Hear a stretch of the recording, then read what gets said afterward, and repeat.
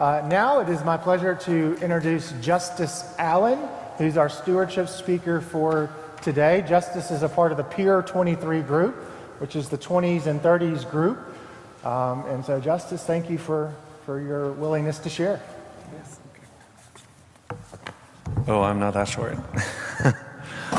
Good morning.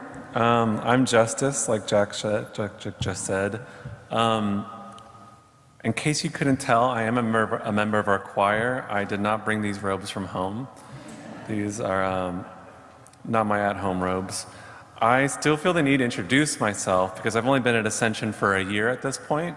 I was confirmed here on March 2nd of this year, which was wonderful. But so I've yet to meet everyone for sure.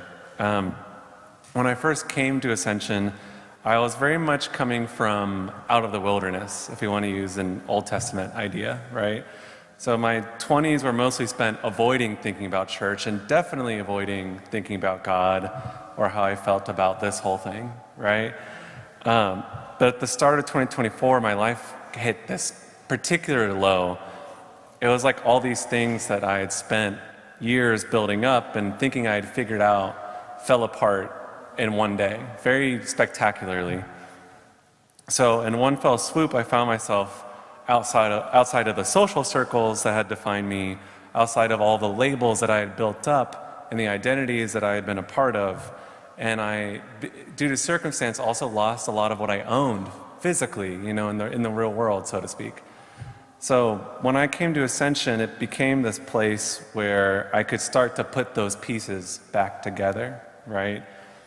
But rebuilding my life, putting those pieces back together looked different after I came here. I had tried doing things the Justice way, my way, right? And I had also tried doing things the world's way, if you wanted to call it that. But what would it look like if I did things God's way, or included God in that process? I've heard someone call Christianity the good infection, the infection you want to have, in the sense that God will indeed seep into every part of your life if you'll let him. So for me, it became a question of letting that good infection spread to all of these little creases of my life that I had spent years trying to iron out and that had sprung back up.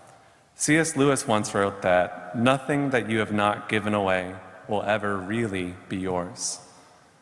And I'd found that painfully true.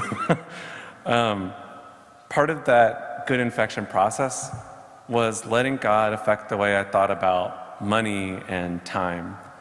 So if I'm being totally honest, 5 years ago, I found the topic of tithing and stewardship very icky, very uncomfortable. I didn't know what to make of the money part of church. I preferred not to think about that too. What could my meager amount even do here? I'm no Jeff Bezos. My tithing alone does not keep the lights on here, and certainly not keep the roof together. But in a society like ours, where the worship of money and of our own personal time and independence is constant, almost incessant, giving sacrificially of our time and our talent and our treasure is almost an act of resistance. It's almost an act of forceful hope against the tides of what we face all the time out there. So I can't decide where a lot of my money and my time goes out there. A lot of it is at my office or in my commute on 280, on 65, right? That time's gone forever. And a lot of my money, too, is going towards housing or groceries or those things that are not very exciting. And I can't change those.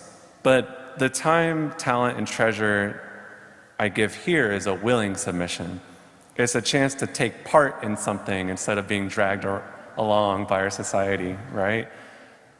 To give at Ascension is to be building upon the rock with everyone. So in closing, in Matthew 7, Jesus tells his disciples that, quote, "Everyone then who hears these words of mine and acts on them will be like a wise man who built his house on rock." He follows that verse by immediately describing the foolish man who built his house on the sand. I was the second picture for sure. And it was through losing everything that I realized that I would much rather be the first part of that verse, even if it's a small amount, even if I'm just starting to be a part of building upon this rock. And it's been a huge relief to become part of the first group, the group that is building upon this rock. So thank you for letting me share. Thank you.